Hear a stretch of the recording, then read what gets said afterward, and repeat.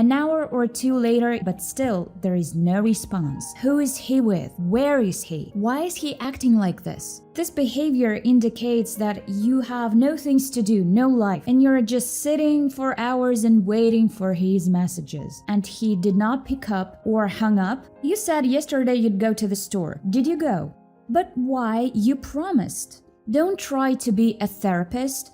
I know that women tend to do this. So he's got nothing left but to ask you out for a second date. Hi, I'm Lisa Politova, a mind power expert in love manifestation. And in this video, you will discover what makes you clingy in the eyes of men. Have you ever had a man you like disappear and stop texting you? You sent him a question, a message, or a smiley face, but he doesn't respond. An hour or two later, you notice that he was online, but still, there is no response.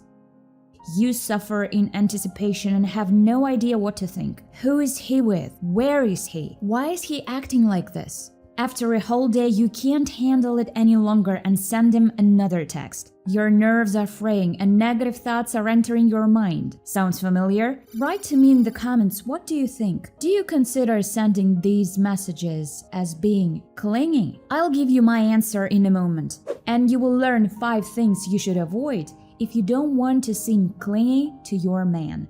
And now please notice the upper right corner.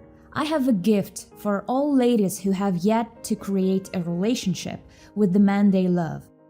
Whatever happened between you, he grew cold, suddenly left, said that he didn't love you, it all can be fixed, even if you've already humiliated yourself many times. You will learn about it at my free online masterclass. Look, any attempt to pressure a man will always be seen as being clingy. And the first action, which is always seen as being clingy, is texting a man once again without waiting for a reply. I mean, it's okay to text him first, to say, how are you, how was your day? It's normal. You show activity and attention, and there is nothing wrong with that. But if you don't hear back and then send another message a day, an hour, or even worse, 5 minutes later, with a question like, where are you? Why aren't you responding? Or something as a follow-up, this is being clingy. This behavior indicates that you have no things to do, no life, and you're just sitting for hours and waiting for his messages. According to principles of psychology, any pressure, and these frequent texts are regarded as pressure, drives any man to desire to pull away. Remember when you were a child and your mom used to make you put your toys away or clean up, and you would clean up on your own, but when she came around and started forcing you to clean up, you felt like you wanted to pull away. Maybe if she hadn't told you, you would have gone and took the time to clean up on your own. But when you have this pressure and you perceive it as something unpleasant, you just naturally want to pull away. Any normal person wants to pull away if they feel that you are pressing them for a response. Just in the same way, this can also be considered being clingy. If you called a man and he did not pick up or hung up and you are calling back, you don't respect his personal boundaries. You don't respect that he might not be able to talk to you, that he might be busy, or it's not convenient for him, or there may be other reasons. But you still insist, pick up because I'm calling you. This is being clingy, and of course you should avoid it. The second action that would be seen as being clingy is controlling the man. Control like this, you ask him, you said yesterday you'd go to the store. Did you go? The man says, no, I didn't go. But why? You promised. Or a question like this, where did you go after work? You work till 6 and now it's 9, where have you been? He may have been wherever he wanted, maybe he was buying you flowers, have you thought about that? It's not normal to control an adult, and you shouldn't act like this with your man, because he will start pulling away from you if you do. I understand if you ask your husband, who you have lived with for a long time, what time you come home from work or where were you at the time. It's okay and pretty normal. But if you've just started dating and you are already controlling your boyfriend, he may naturally want to pull away and stop communicating with you.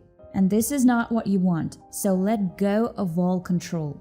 Even if you've agreed with the man on a specific time that he will pick you up, let's say 7-8 p.m., and you are preparing and waiting, and the time goes by and he's still not there, don't call him and text him. Where are you? When are you coming? I'm waiting for you. Don't get enraged or wonder where he is. It might be traffic, it could be anything. Or he could be buying you flowers. But don't torment the man and don't control his every move. Also, you should not ask where he was if he didn't spend any of his days with you. This will also be seen as being very clingy, and the person will pull away from you. Third action, you are violating his boundaries and you are asking way too many questions about the things that he obviously doesn't really want to tell you about.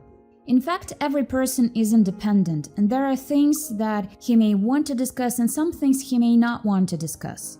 If you are talking to a man and he's telling you a story and you just want to show attention or want to ask something about the story, and you're asking a specific question and the man says, well, never mind, it was just a long time ago, or never mind, it was an acquaintance. But you keep asking, no, tell me. This is being clingy. Any man would find this unpleasant and he would not want to tell you anything. He told you what he wanted, so just pay attention to his story. Don't try to be a therapist. I know that women tend to do this. They see that the man is sad, or it seems to her that the man has some negative beliefs, or he's not thinking in the right way, he doesn't know what mind power is, and you take on the mission of healing his soul, his psyche, and you start talking to him. You know, this is your negative belief. You know, that's not a right feeling or thought. You need to meditate. This will be perceived as a violation of personal boundaries, so don't do it in any way. You are smart and good for you that you are learning about mind power. You're self-developing, but don't pressure it on the man. Don't make him do it. When he feels the need for it, he will do it himself. He's an adult. The fourth action that will always be seen as intrusive is when you ask him, when you and I will see each other next time? Or even worse, on the first date, you ask, when will you ask me out for a second date? This behavior is actually very intrusive. That is, you are worried about being asked out, about being called, and you're so nervous that you're trying to get him to give you an answer to that question. So he's got nothing left but to ask you out for a second date. You shouldn't do this. In addition, intrusive behavior would be your personal invitation to go somewhere together. In short, ask him out for a date in the first 2-3 months of the relationship. My personal opinion that in the early stages of a relationship, you shouldn't take the initiative and ask a man out. In the first month of a relationship, you should understand whether he's in love with you. So your task is to assess whether he's in love with you and give him the opportunity to show it.